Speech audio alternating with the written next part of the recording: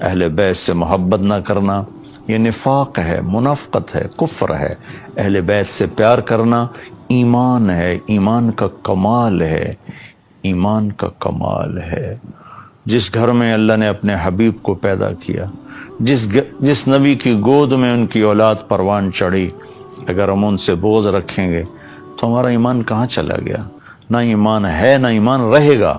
ان کی محبت ہی اصل ایمان ہے، ان کی محبت ہی اصل ایمان ہے۔ ایک روایت یاد ہے کہ میرے نبی نے فرمایا، جس نے میری اولاد میں سے کسی کے ساتھ اچھا سلوک کیا اور میری اولاد کا کوئی فرد اس احسان کا بدلہ نہ دے سکا، غربت کی وجہ سے یا کسی اور وجہ سے، تو قیامت کے دن میں اس کی طرف سے اپنے اس امتی کو اس احسان کا بدلہ دوں گا جو میری اولاد میں نہ دے سکا۔ اس پر میں ایک واقعہ سنا دیتا ہوں۔ یہ ابن جوزی رحمۃ اللہ علیہ جیسے محدث نے اس واقعے کو نقل کیا ہے اپنی کتاب البر والصلہ میں، کہ ہرات میں ایک سادات فیملی تھی۔ وہ خاتون جوانی میں بیوہ ہو گئیں، بچیاں تھیں، تنگ دستی آئی تو انہوں نے سمرقند کی طرف ہجرت فرما لی، رزق کی معاش کی تلاش میں۔ وہاں پہنچیں تو پوچھا کوئی یہاں سردار، کوئی سخی، چونکہ نووارد تھیں تو لوگوں نے بتایا کہ ایک تو یہاں مسلمان بڑا سردار ہے اور پورے علاقے کا رئیس ہے، اور ایک یہاں آگ کا پجاری آتش پرست ہے، وہ بھی بڑا رئیس، بڑا سخی مالدار ہے۔ تو انہوں نے سوچا کہ میں غیر مسلم کے پاس کیوں جاؤں۔ وہ مسلمان کے پاس گئیں اور اس سے فرمایا کہ میں آل رسول ہوں، پردیسن ہوں، میری بچیاں ہیں، مجھے ٹھکانہ بھی چاہیے، کھانا بھی چاہیے۔ وہ سردار کہنے لگے تیرے پاس کوئی، عام طور پر جو اہل البیت ہے ان کے پاس لکھا ہوا نسب نامہ ہوتا ہے، میں نے کئی گھرانوں میں ماشاءاللہ دیکھا اللہ کے رسول تک ان کے سارے آبا کے نام لکھے ہوئے۔ تو کہا تیرے پاس کوئی سند ہے؟ اس نے کہا بھائی میں تو پردیسی ہوں، غربت کی ماری میں کہاں سے سند دکھاؤں؟ تو وہ کہنے لگا یہاں تو پھر ہر دوسرا آدمی کہتا ہے میں سید ہوں، آل رسول ہوں۔ تو اس نے کوئی اچھا جواب نہیں دیا۔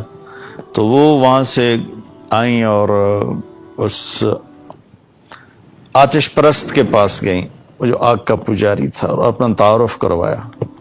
اس نے فوراً اپنی بیگم کو ساتھ بھیجا اور کہا کہ جاؤ ان کی بچیوں کو لے کر آؤ۔ جاؤ، انہوں نے کہیں ٹھہرایا ہوا تھا، ان کو لے کر آئے، سرد رات تھی، ان کو کھانا کھلایا، سلا دیا۔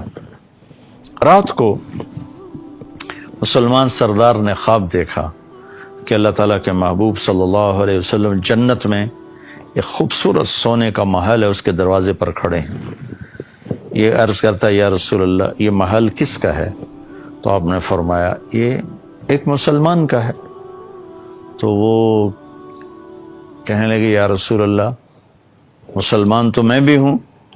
تو آپ نے فرمایا اپنے اسلام پر کوئی دلیل پیش کر، کوئی ثبوت پیش کر۔ تو وہ کانپ گئے۔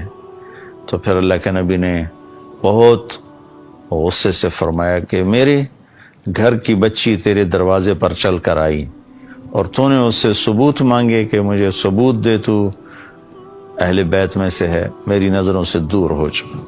ان کی آنکھ کھولی تو ان کی چیخ و پکار، وہ ننگے سر ننگے پاؤں باہر نکل کے شور مچایا کہ وہ جو پردیسن خاتون تھی کہاں گئی؟ کہا جی وہ تو وہ لے گیا، وہ آتش پرست آگ کا پجاری لے گیا۔ وہ بھاگے اور جا کے اس کے دوڑ دروازہ توڑا۔ وہ گھبرا کے باہر نکلا تو دیکھا تو وہ رئیس۔ کہا کیا ہوا؟ کہا بھائی وہ جو تیرے پاس خاتون آئی ہیں بچیوں سمیت مجھے دے دو، وہ میرے مہمان ہیں۔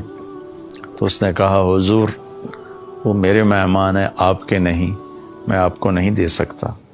وہ کہنے لگا مجھ سے 300 دینار لے لو۔ 300 دینار کوئی آج کا 60-70 لاکھ روپیہ بنتا ہے۔ کہ مجھ سے 300 دینار لے لو اور وہ خاتون بچیوں سمیت میرے مہمان بنا دو۔ تو وہ رونے لگا، کہا کہ میرے بھائی بن دیکھے کا سودا کیا تھا، اب تو دیکھ چکا ہوں، اب میں تمہیں کیسے واپس کروں؟ کہ میں نے بھی خواب